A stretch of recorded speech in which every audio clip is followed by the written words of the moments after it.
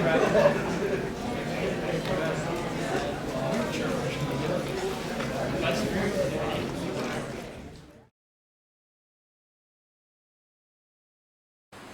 m'appelle Jean-Philippe Descaries-Mathieu, je suis administrateur de système pour une compagnie d'hébergement de site web montréalaise. Je suis aussi le cofondateur de Crypto Québec. Je suis consultant en intégration web et en sécurité informatique.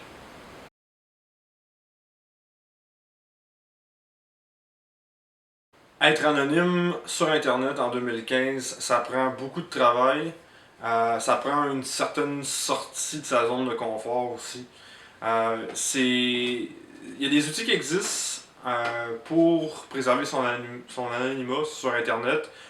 C'est pas toujours accessible au commun des mortels, si vous voulez. Ça prend un certain travail de connaissance puis de compréhension du net, avoir une certaine facilité avec l'installation d'applications autant sur PC, sur Mac, sur téléphone Android ou iOS ou Apple. La bonne nouvelle, c'est qu'il y a des applications qui existent pour sécuriser la vie privée. La mauvaise nouvelle, c'est que le concept de vie privée est un qui est encore à définir dans bien des cas et l'implication de l'absence de vie privée en 2015 est un gros problème en fait chez bien des gens ou c'est un problème qu'ils ne savent pas qu'ils ont. Tout ça, il y a beaucoup de pédagogie populaire à faire et c'est là le plus gros problème. C'est faisable de protéger sa vie privée, mais c'est difficile.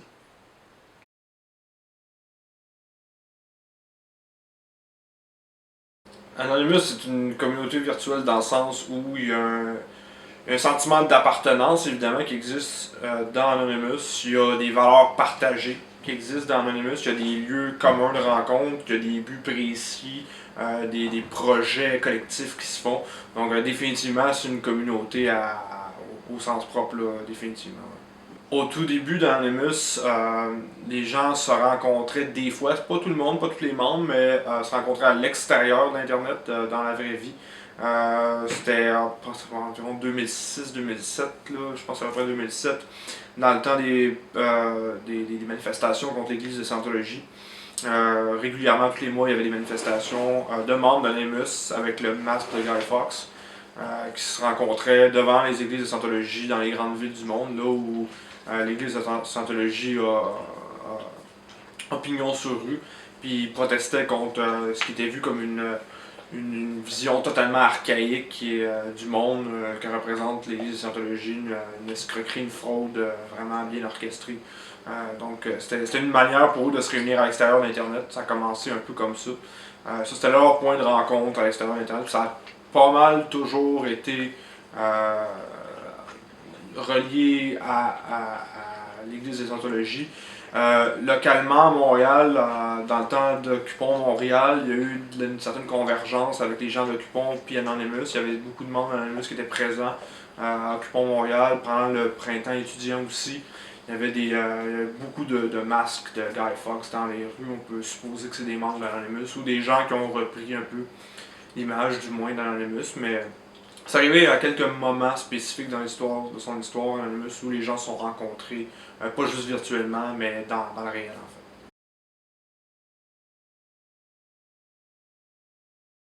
fait. Anonymous existe depuis presque 10 ans environ, c'est à peu près depuis 2006-2007. Il n'y a pas de date précise exactement. C'était vraiment au tout début, c'était une communauté de trolls là, sur internet, c'était un peu un mélange de tout, de trolls, de hackers, de toutes sortes de personnes plus ou moins, comment je pourrais dire, ayant une plus ou moins bonne réputation sur internet. Puis organiquement, ça s'est formé comme étant le groupe qu'on connaît maintenant, là, plus des hackers, faut le dire vite là, parce qu'il n'y a pas beaucoup de talent technique dans Anonymous, à part quelques exceptions. Mais ça s'est développé organiquement, de manière organique au fil des années. Il y a eu un virage politique assez intense en 2011 pendant le printemps arabe. Le printemps arabe, pardon. Puis ensuite en 2012 au printemps arabe. Là, il y a eu plus un virage politique. Quand Anonymous savait pas nécessairement avant que c'était des actes de trolling, puis de faire chier certaines personnes sur Internet ou quoi que ce soit, mais il a gagné de la maturité au fur et à mesure que les années ont avancé.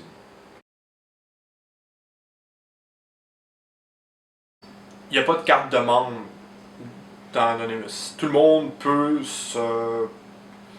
s'improviser membre d'Anonymous à n'importe quel moment. Il n'y a pas de point central de réunion, tout est décentralisé, il y a une structure complètement horizontale, il n'y a pas de chef, il n'y a pas d'intégrateur, de gars qui va dire ok là t'es membre, t'as le droit d'être membre, toi t'as pas le droit d'être membre. Tout est décentralisé, tout est autogéré si tu veux. Maintenant, il y a évidemment certaines valeurs qui sont partagées par le collectif Anonymous, par le mouvement Anonymous en fait. Il faut essentiellement avoir ces valeurs-là à cœur pour joindre Anonymous. On parle ici de valeurs de liberté d'expression beaucoup, de liberté en général sur Internet, une espèce de laisser-aller sur le net, une culture vraiment quasi anti-étatique dans le sens où il y a une peur intrinsèque ou une méfiance envers l'État, les gouvernements, aussi les grosses corporations. Comme je disais, c'est une structure décentralisée complètement, donc tout ce qui est autoritaire, tout ce qui est top-down comme structure, c'est très mal vu par Anonymous. Ce qu'on parle souvent, il y a beaucoup d'anarchistes dans Anonymous. Il y a beaucoup de jeunes rebelles qui font le profil de jeunes rebelles. Il y a des gens juste qui ont une volonté anti-autoritaire. Il y a des journalistes aussi qui veulent juste protéger leurs sources. Puis il y a des activistes dans des pays avec des gouvernements répressifs qui veulent un peu s'enfuir de là. Donc c'est une pléthore de gens qui partagent certaines valeurs. Souvent lié justement à l'anti-autoritarisme, la méfiance des grosses corporations, puis de l'État, puis un désir de protéger une liberté d'expression, une liberté tout court sur Internet.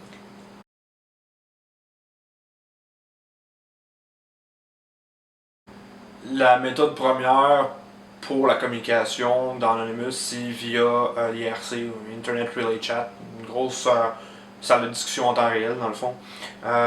C'est encore la première méthode de communication, et aussi via Twitter, mais c'est plus pour annoncer les opérations ou les communiqués de presse, ce genre de trucs-là. Le day-to-day, les trucs de tous les jours, ça se passe sur IRC principalement. Bon, IRC, la manière que ça fonctionne, c'est que c'est un serveur avec plusieurs salles de discussion. Chaque salle de discussion a un sujet spécifique. Exemple, il peut y avoir des salles où que le focus est sur le mentorat. Il va y avoir des membres qui ont plus d'expérience qui vont essayer de guider les membres plus jeunes pour pas qu'ils se mettent le pied dans les plats, pour pas qu'ils se fassent arrêter, qu'ils fassent un bon usage de la sécurité opérationnelle. Il y a des salles pour apprendre à compromettre des sites web, des salles qui sont dédiées aux attaques de déni de service, d'autres salles de discussion qui sont dédiées à certaines opérations spécifiques en cours.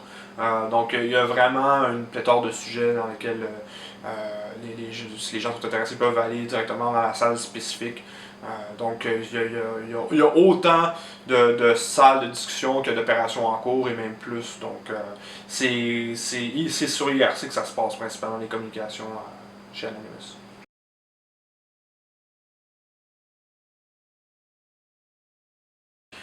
Comme n'importe quelle autre communauté virtuelle, dans Anonymous, il y a des amitiés qui se forment, évidemment. Souvent, c'est par intérêt commun.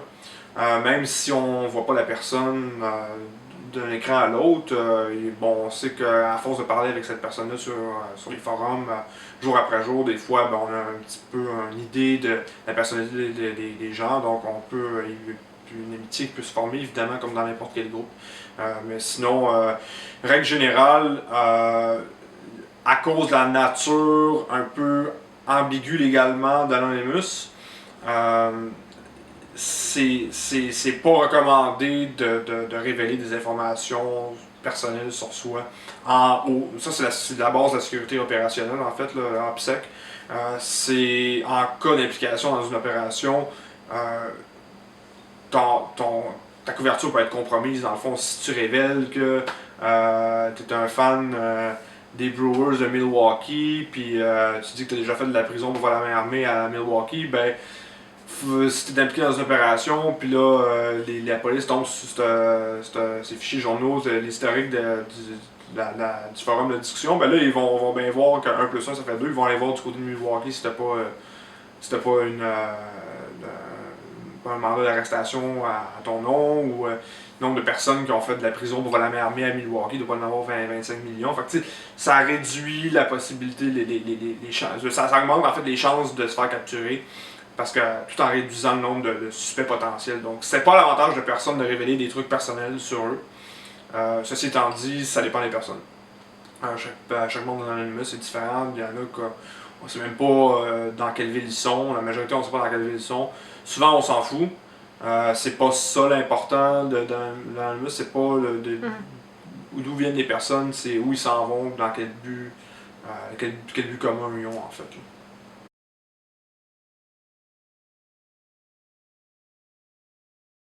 C'est quasi impossible d'estimer le nombre total de, de membres d'Anonymous parce qu'il n'y a, pas de carte de membre d'Anonymous. Il y a des sympathisants des fois qui peuvent s'impliquer dans certaines opérations. D'autres qui restent dans l'ombre tout le temps, mais qui vont être sur les forums de discussion. Donc, qui peut dire qu'ils sont pas membres d'Anonymous? C'est très très très ambigu. Disons qu'à l'âge d'or d'Anonymous, en 2011, admettons, il y avait au minimum des dizaines de milliers de membres, on pourrait dire, d'Anonymous. Maintenant, ceux qui étaient actifs, c'est très dur d'estimer.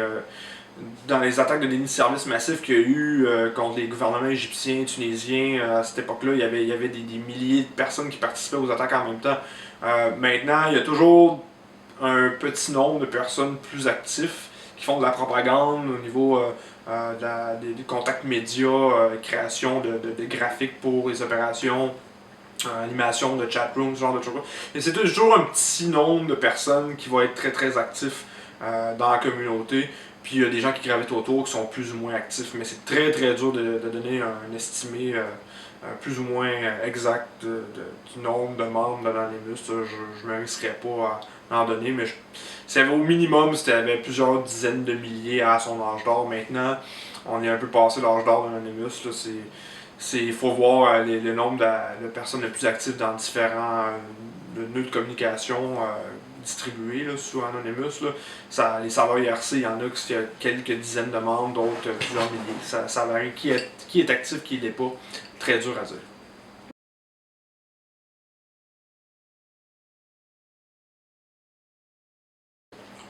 Généralement, la règle d'éthique, les règles d'éthique d'Anonymous suivent un peu leurs valeurs, dans le sens où ce qui va être priorisé dans les opérations, ça va être tout ce qui va frapper des gouvernements autoritaires, des gouvernements voire quasi fascistes, tout ce qui va brimer la liberté des individus. Généralement, quand quelqu'un veut soulever, un membre d'Anonymous soulève un problème localement chez lui, puis que ça rentre un peu dans ce cadre-là où il y a des pouvoirs exploités de manière pas correcte par un État, une corporation ou quoi que ce soit, souvent, pas tout le temps, mais souvent, il va y avoir plusieurs membres qui vont embarquer dans l'Anonymous et là, une opération qui va se faire, que ce soit de la propagande, des attaques sur un site web, compromission de serveurs ou peu importe. Mais ça va suivre vraiment. Ça varie d'endroit en endroit, évidemment, parce que Anonymous a beau être horizontal comme structure puis décentralisé, ça reste qu'ils sont influencés par ce qui se passe localement dans leurs pays respectifs. Il y a des membres d'Anonymous en Serbie et en Roumanie qui ont appelé à des opérations contre les flux migratoires en provenance de la Syrie récemment, ce qui rentre pas généralement dans ce que Anonymous fait. D'habitude, ils vont être très très pro peuple en lutte. Très pro migrants, tout ça. Donc ça n'a pas vraiment décollé. D'ailleurs, ces opérations-là, ça dépend de l'endroit, ça dépend des valeurs d'où les membres d'Anonymous où sont, qu'est-ce qui est culturel pour eux. Donc l'éthique varie, mais généralement, ce qui est règle générale d'Anonymous, c'est en lien avec les valeurs propres au groupe, donc liberté et tout ça. Donc ça rentre un peu dans ce cadre-là.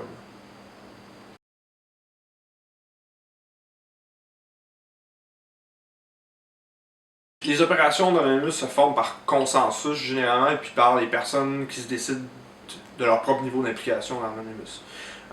Dans le cas des attentats en France, à Paris récemment, bon, il y a une vidéo qui a circulé beaucoup disant qu'Anonymous a déclaré la guerre à l'État islamique.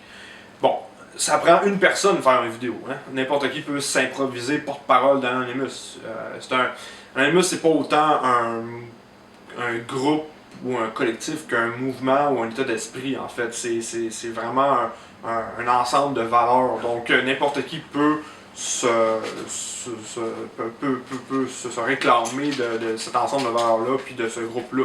Donc, c'est sûr que pour certaines opérations, comme là, c'est très très large. Dans le cas des attentats, c'est une réaction à un événement public d'envergure. C'est sûr que ça ne prend pas de concertation pour faire un tel truc. Par contre, les opérations plus spécifiques, il va y avoir quelques membres qui vont se réunir, ils vont dire voici une problématique. Nous, qu'est-ce qu'on peut apporter comme solution? Là, comment qu'on procède? Quelle sorte de propagande on utilise? Comment qu'on va diffuser cette propagande-là? Quelles actions on va entreprendre pour justement arriver à nos fins par rapport à ça? Donc tout ça se fait via les formes de discussion sur les chatrooms en fait d'IRC. Ça se fait via autant que possible, généralement c'est par consensus parce que toujours c'est une structure horizontale en Anonymous, donc il n'y a pas une personne qui peut arriver et dire non, moi c'est moi qui décide, puis ça marchera pas. C'est pas dans les valeurs de l'Anonymous ça. Fait que les décisions se prennent par consensus. Puis des fois des longues discussions qui peuvent durer des heures, voire des jours sur le type d'opération qui va être menée, mais généralement c'est comme ça que les décisions sont prises.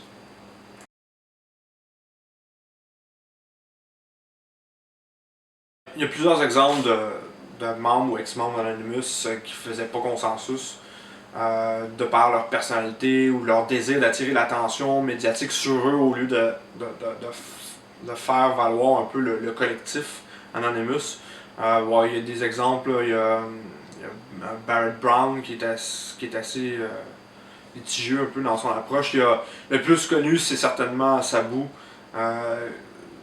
Que lui, bon, il a formé, faisait partie du collectif LOLSEC, qui est comme un peu les membres plus techniquement doués d'Anonymous, qui ont entrepris de compromettre des serveurs de haut profil dans les dernières années.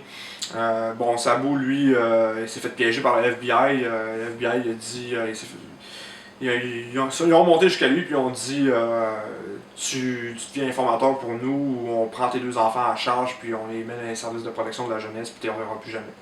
Fait que lui il a fait ok, j'ai pas trop le choix. Fait que lui il a joué la snitch pendant un certain temps. Mais par la suite, au début les gens quand ça s'est révélé, les gens ont compris un peu la décision derrière ça, qui a été un peu acculé au pied du mur. Sauf que par la suite, il est devenu arrogant face au mouvement, puis il se faisait prendre en photo avec des policiers, puis il a viré bout pour bout en fait. Donc ça c'est quelqu'un qui est vraiment haï maintenant dans le mouvement. Il y a des gens qui gravitent autour d'Anonymous. C'est ça, comme je dis, c'est pas un membership, il n'y a pas une carte de membre, donc il y a des gens qui gravitent autour d'Anonymous qui sont mal vus aussi, comme Adrian Lamo, celui qui a un peu vendu la mèche de Chelsea Manning dans les révélations de Wikileaks. Lui est allé tout vendre à la police sans qu'il soit indique ou quoi que ce soit. De son propre chef, il a décidé d'aller vendre Chelsea Manning aux forces de l'ordre. Puis il est extrêmement détesté du milieu hacker. Maintenant, il était à une conférence, je pense il y a 2 ans, à New York, Hackers on Planet Earth, à Hope. Puis il était panéliste, c'était après les faits, puis il avait besoin de garde du corps parce que les gens ils criaient après, puis ils voulaient arracher la tête. Sans garde du corps, il serait probablement pas sorti de là vivant. Donc, il y a des gens avec des personnalités genre plus fortes ou qui ont un désir de paraître dans les médias qui vont moins bien paraître dans l'Anonymous parce que ce qui est important dans l'Anonymous, c'est la collectivité et non pas l'individualité. D'où le nom du groupe aussi, c'est que chaque membre est anonyme. Et collectivement, il y a une force là-dedans. Individuellement, c'est plus bon, c'est se faire valoir dans les médias souvent personnellement, donc c'est moins altruiste là.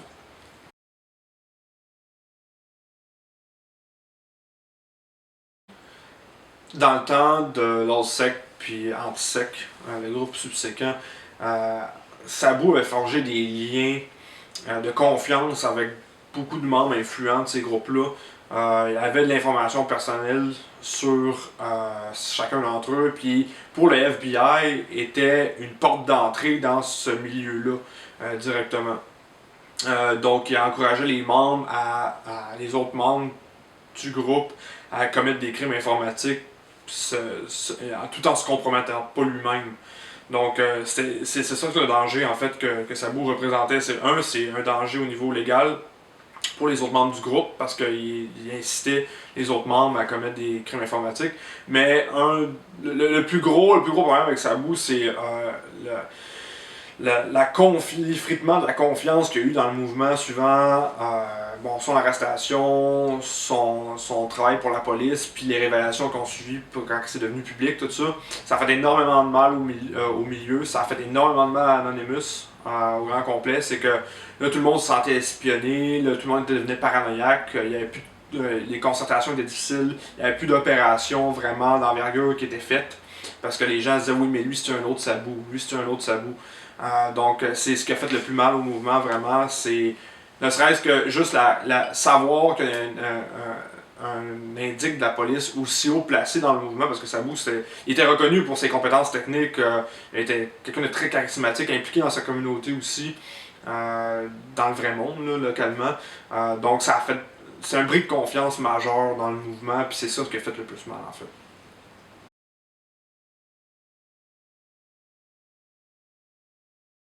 En fait, l'État islamique est vraiment un groupe terroriste du 21e siècle, dans le sens que c'est ce qui se passe en Irak, puis en Syrie, puis évidemment maintenant dans d'autres pays aussi, en France entre autres. C'est pas juste une guerre de terrain, c'est pas juste une guerre asymétrique dans le sens où c'est pas nécessairement des nations-États contre d'autres nations-États.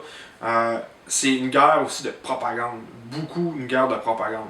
En fait, l'État islamique a une réputation à cause des vidéos de propagande qu'ils font, pas juste des vidéos de décapitation, mais ils ont produit, je pense, au moins 2 longs métrages documentaires, documentaires un peu biaisés évidemment, mais sur l'État islamique. Et il y a un mythe qui entoure l'État islamique maintenant, de leur point de vue éschatologique sur la fin du monde, puis leur rôle à jouer là-dedans contre les croisés d'Europe et ce genre de trucs-là.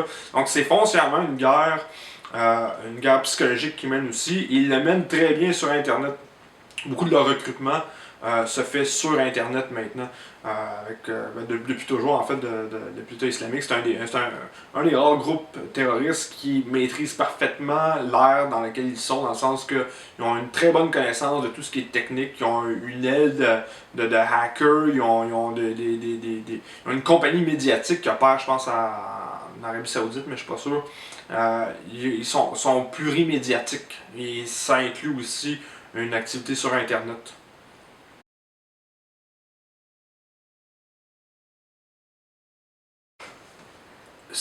La déclaration de guerre d'Anonymous envers l'État islamique, c'est beaucoup du pétage de bretelles à date parce que, contrairement à l'État islamique, Anonymous n'a pas d'armée terrestre. Donc, ce que Anonymous peut faire, ce que Anonymous a déjà fait qui peut être utile pour les forces de l'ordre et pour les services de renseignement, c'est identifier, exemple, les comptes Twitter opérés par l'État islamique. Ça, il y a des membres Anonymous qui ont fait un excellent travail de recherche à ce niveau-là. Ils en ont révélé des milliers, déjà je pense au-dessus de 9000. Donc on peut tisser des liens avec qui opèrent ces comptes-là, quels mots-clics sont utilisés, faire des liens entre les différents réseaux qui opèrent dans différents pays. Il y a eu des compromissions de sites web associés, puis de serveurs associés à l'État islamique. Donc encore là, c'est du data, c'est de l'intelligence, c'est des renseignements qui peuvent être utiles soit à l'armée ou quoi que ce soit. Donc Anonymous a un rôle à jouer dans la guerre contre l'État islamique, mais ça reste un rôle marginal parce que cette guerre-là va être évidemment à gagner sur le terrain. Donc, l'implication d'Anonymous reste au niveau peut-être de la révélation de renseignements puis de la propagande, comme ça a souvent été le cas dans des événements majeurs comme le printemps arabe ou ce genre de truc.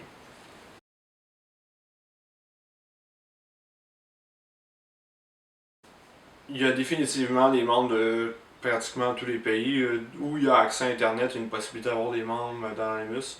Les âges, c'est plus difficile à dire exactement, évidemment, parce qu'il n'y a, pas de, il y a aucune manière de cataloguer les âges, sauf quand les membres Anonymous se font arrêter, évidemment. Euh, Règle générale, il y a pas un profil type. On serait tenté de croire que le profil type d'Anonymous, c'est un garçon, un blanc de 12 ans, peut-être pas 12 ans, mais 15-16 ans dans le sol de ses parents. C'est pas tout le temps le cas. Les multiples arrestations qu'il y a eu au fil de l'histoire d'Anonymous prouvent que tu as des gens de pas mal toutes les origines sociales. Il y a des gens de la classe ouvrière, d'autres plus cossus, plus aisés. Généralement, c'est des hommes. C'est presque quasi exclusivement des hommes. Des jeunes hommes, généralement en bas de 25 ans, 20-25 ans. Mais au-delà de ça, ça varie. Il y a des membres plus vieux, il y a des membres de 50 quelques années, de différentes origines aussi.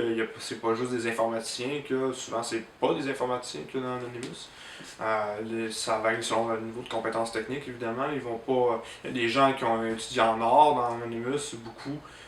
Des gens en communication, des spécialistes en communication. Ils travaillent de jour, ils travaillent dans des boîtes de com, de nuit, ils travaillent pour Anonymous. Donc, ça varie, mais il y a certains points en commun, comme être les jeunes hommes, généralement, c'est ça que le trait commun chez Anonymous.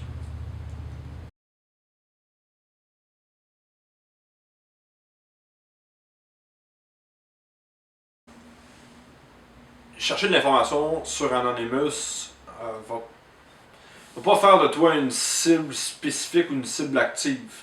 Euh, c'est pas intrinsèquement dangereux d'aller sur un chatroom d'IRC ou une forum de discussion relié à Anonymous, parler avec ces gens-là. C'est pas un crime. Ces forums-là existent, c'est pas illégal en tant que tel. Participer aux opérations d'Anonymous, là, au minimum, ça devient une zone grise. Parce que, bon, dans certains pays du monde, Anonymous est mieux vu que d'autres, comme l'Islande, la Suède avec son historique de Wikileaks, des fois. Il y en a que c'est très mal vu dans les gouvernements plus répressifs, comme bon, Corée du Nord, des fois en Syrie, l'Iran, ou aux États-Unis aussi, où il y a une longue historique de procureurs qui courent après les membres d'Anonymous. Ça dépend vraiment. Dans Anonymous, tu choisis ton propre niveau d'implication. Donc, si tu veux mener une attaque de front sur un serveur puis le compromettre au nom d'Anonymous, tu t'exposes à tout l'ensemble de crimes reliés au hacking en fait qui existent dans le pays où tu commets le crime. Donc, ça dépend. Ça peut être de la fraude informatique. Les États-Unis ont des lois spécifiques contre le hacking. Les gens peuvent récolter 10-15 ans de prison là, facile. Là. Donc, ça dépend. En choisissant ton niveau d'implication, tu choisis ta gestion de risque aussi.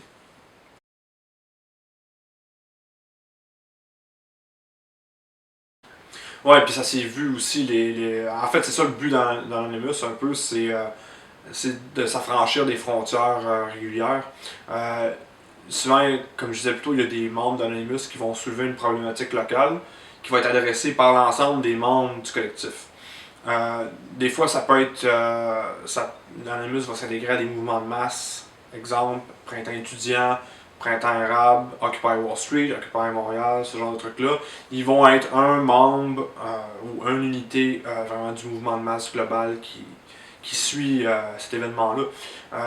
Généralement, les frontières sont pas un problème Anonymous vu que généralement, tout se passe sur Internet, autant au niveau de la propagande que les actions d'attaque ou les communications. Donc, les frontières deviennent un peu caduques à ce moment-là.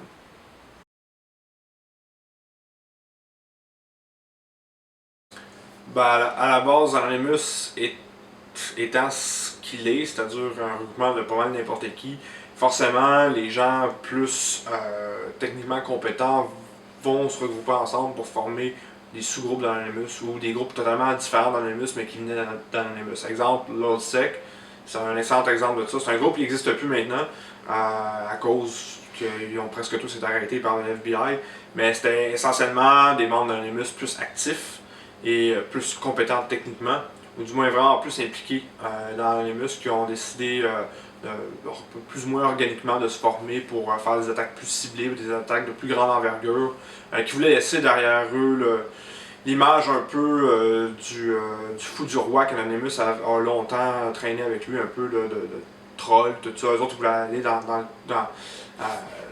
ben, ils voulaient faire du trolling aussi, mais c'est next level, si je peux dire. C'est vraiment. C'était plus des attaques des grosses attaques, des grosses cibles, avec un déploiement médiatique important aussi. C'était des coups de poing qui faisaient vraiment assez intensément. C'était pas le bon enfant d'Anonymous tel qu'on l'a connu pendant assez longtemps. C'était plus sérieux. Puis suivant l'OLSEC, il y a eu Antisec. Antisec, c'était un groupe, mais c'était aussi plus un mouvement qui s'opposait à l'industrie de la sécurité informatique tel qu'il était devenu. C'est que dans les années 80-90, on a eu beaucoup de hackers ceux qui n'ont pas été arrêtés, ou du moins ceux qui ont été arrêtés et sortis de prison, ils ont fini par travailler dans l'industrie de la sécurité informatique. Puis ça a mené une espèce de contre-courant dans l'underground de hackers, contre quoi les gens trouvaient que c'était des lâches, c'était des vendus, qu'ils ont vendu leur âme aux grosses corporations, puis ce genre de trucs-là. Donc, Antisec, il y a 2-3 ans de ça, c'était à son apogée, c'était un peu un retour à ça, c'est que c'était cyclique, il y avait eu des vieux membres d'Anonymous ou des vieux membres de différents groupes de hackers au fil des années qui ont fait de la prison, qui sont sortis puis qui sont trouvés des jobs dans l'industrie de la sécurité informatique. Donc, c'était vu encore comme des vendus. C'était un collectif qui était très opposé à l'industrie de la sécurité informatique. Donc, ça, c'est lointain d'Anonymous. Il y a eu des membres d'Anonymous dans Antisec, il y a eu des gens foncièrement opposés à Anonymous, qui n'aimait pas du tout l'image que Anonymous envoyait, n'aimait pas la structure décentralisée d'Anonymous. Donc il y a eu quelques groupes comme ça qui se sont démarqués, qui trouvent leur origine un peu dans Anonymous. Il y a des groupes connexes aussi, exemple Wikileaks évidemment, qui ont toujours travaillé généralement assez près d'Anonymous. On partage plusieurs des mêmes valeurs. Là, la mission de Wikileaks, c'est pas du tout la même. C'est des fuites corporatives, gouvernementales, militaires, tout ça. Donc, Wikileaks, Anonymous ratisse plus large, là, mais il y a eu différents groupes comme ça.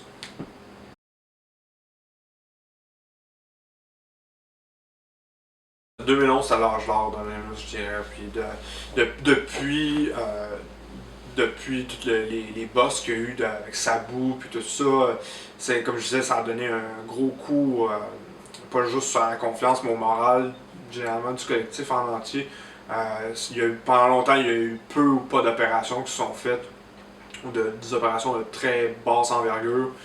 Puis là, il y a comme un petit peu un renouveau maintenant avec l'opération ISIS contre l'État islamique. Mais c'est en déclin. C'est en déclin la participation. Puis le bagage historique qu'Anonymous a, puis c'est extrêmement infiltré par les services de renseignement, puis le FBI, puis toutes sortes des forces de police. Ça vérifie toutes les chatrooms, les gens sont plus confortables de parler. Donc ça devient quasiment un boulet, là, être membre d'Anonymous en 2015.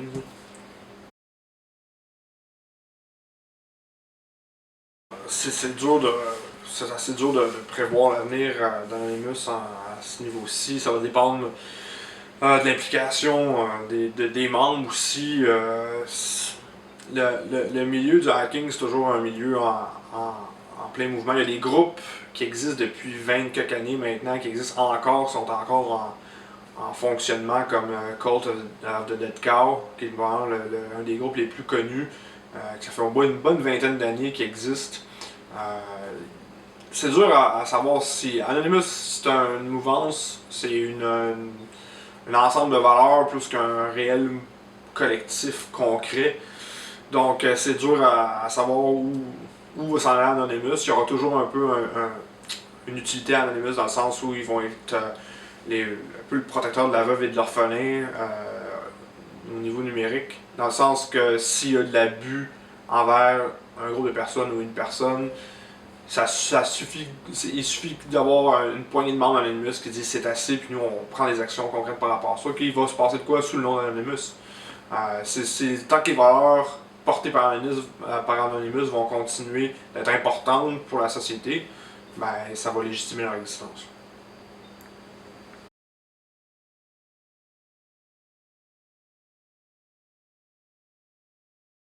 Anonymous a encore de l'influence à cause de sa présence médiatique. Puis ça fait plusieurs années qu'ils sont actifs, ça fait plusieurs années que les médias parlent d'eux, c'est un peu. Il y a une mythologie quasiment qui est entourée autour d'Anonymous, qui s'est créée autour d'Anonymous. Il y a des livres qui ont été écrits sur Anonymous, il y a des centaines d'articles qui ont été écrits, des milliers de commentaires qui ont été faits à propos d'Anonymous, il y a des dizaines et des dizaines de serveurs IRC qui existent sur Anonymous. Fait que ne serait-ce que cette présence virtuelle-là, puis pas juste virtuelle, mais dans médiatique-là, leur assure une pérennité au top de l'échelle, en fait, de notoriété à ce niveau-là. Maintenant, des groupes de hackers, il y en a plein. Il y en a plein de petits que jamais le commun des mortels entendra parler. Anonymous est unique en son genre à cause de son fonctionnement puis des valeurs véhiculées. Donc c'est dur. Il n'y a personne à là dans l'horizon qui vont les remplacer. Il n'y a pas vraiment d'utilité à remplacer Anonymous dans le sens où si tu es intéressé par les valeurs véhiculées par le groupe, tu as déjà un groupe qui existe dans lequel tu peux participer. Évidemment, tu as tout le fardeau de surveillance qui vient avec Anonymous, c'est que c'est très watché par les services de police et ce genre de trucs-là. Donc, il y aura peut-être une utilité un jour, un groupe qui va se démarquer d'Anonymous pour le remplacer, mais il n'y a rien de similaire à l'horizon pour l'instant.